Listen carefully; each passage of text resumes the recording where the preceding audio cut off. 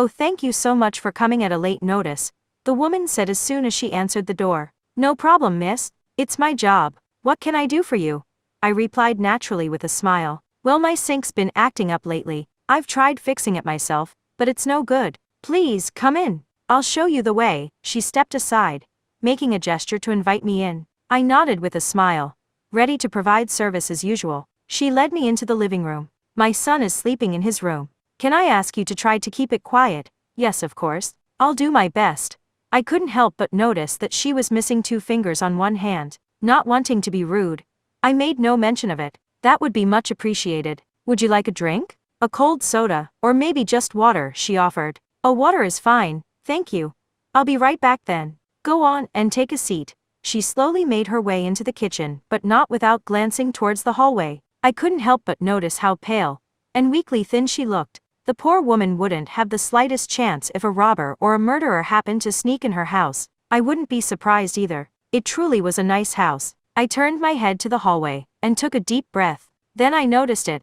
A faint odor. Whatever it was, it didn't smell so inviting. I could tell though that an effort was given to cover the stench with air fresheners. I would know. I've done it before. I was making a move to get up when she walked back in with a glass of water. "Here you are." She placed it gently on the glass table, and while doing so, revealed what looked like a small, ringed bruise on her forearm. "Miss, is your arm okay? I thought I saw a bit."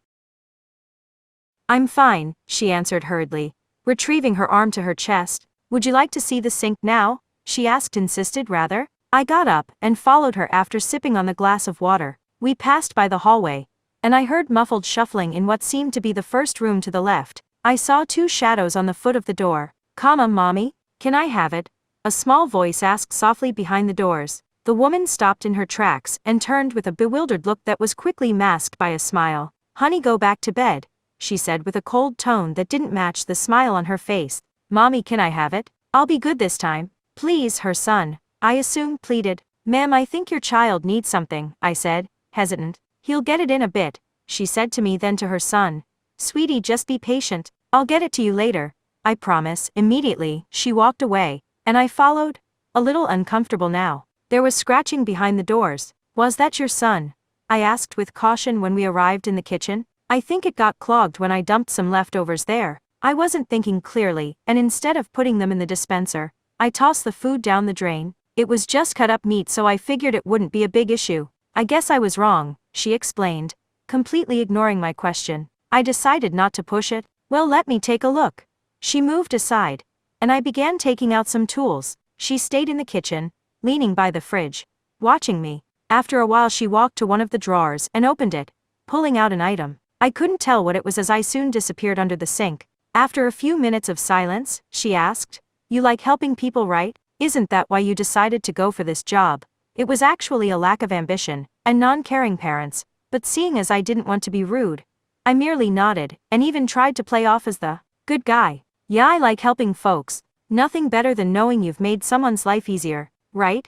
Right? Yes." Service. More silence followed, which lasted longer this time. I popped my head out for a bit and reached for a wrench in my toolbox. She noticed the ring on my finger. "I see that you're married. Any kids?" she asked, hands behind her back. "2, yeah. My wife just gave birth to our youngest 2 weeks ago," I answered with a genuine smile.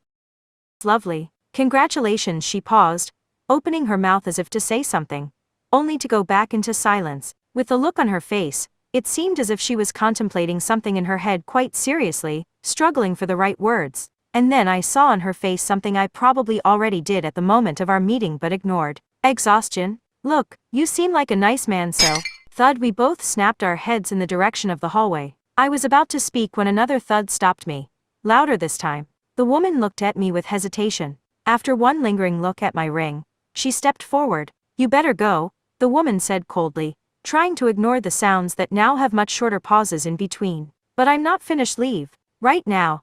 I could see the unsettling look on her face, so I obeyed and packed my things right away. When we passed by the hallway, the door to the boys' room began to rattle wildly. "Mommy, please, let me out. Can I have it now? I want it." "Mommy, goodness. You have your child locked in there?" I asked with such shock. She was pushing me towards the door now with a hand that was missing 2 fingers. I turned around sharply and she pulled out the knife she'd been hiding behind her back. My whitened eyes met her frenzied ones. If you take a single step towards me, I won't hesitate to hurt you. I've done it before, done it plenty of times. Oh yes, I've killed a lot of men. But I was just doing my job, you see. Just doing my job. Isn't it a mother's job to protect her child? I stood there, my feet frozen, and glued to the floor, not knowing how to respond. Isn't it? She yelled suddenly, causing me to jump. The door stopped rattling, and returned to creating loud thudding noises. The boy was repeatedly throwing his body against it. Listen. Let's just be calm, and talk about this. Put the knife down and we'll. No. No more. This has to end. No more of this. I've sacrificed enough. I'm tired. She solemnly turned towards the hallway. Right at that moment, I could have easily disarmed her, and turned the situation around. Things might have ended differently, but something in me was screaming to just run out and call the police. I'm sorry, sweetie. I've done my best, but I can't keep doing this. It isn't right. It isn't right. She turned back to me, knife lowered, eyes pleading. Go home to your family. I bolted to the door without even thinking about it. I didn't bother to close it either. With one last glance back, I saw her opening the door in the hallway, knife raised high. I'm hungry, you mom.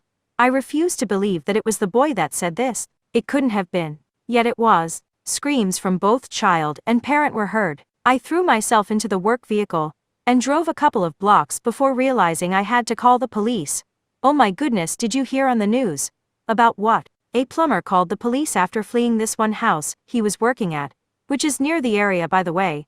How exciting, let me finish, geez. So the police arrive there, and the first thing they see is a woman's mutilated body on the living room floor. She was all chewed up. Her face was barely recognizable, and her stomach was ripped open with the innards gone. They investigated the house, and found a room with rotting corpses that were in the same condition as the woman's body. A lot of them were workers like plumbers, electricians and whatnot. There was a broken chain leash right beside the pile of bodies. Oh Jesus, we are eating. This is why I would never get a dog.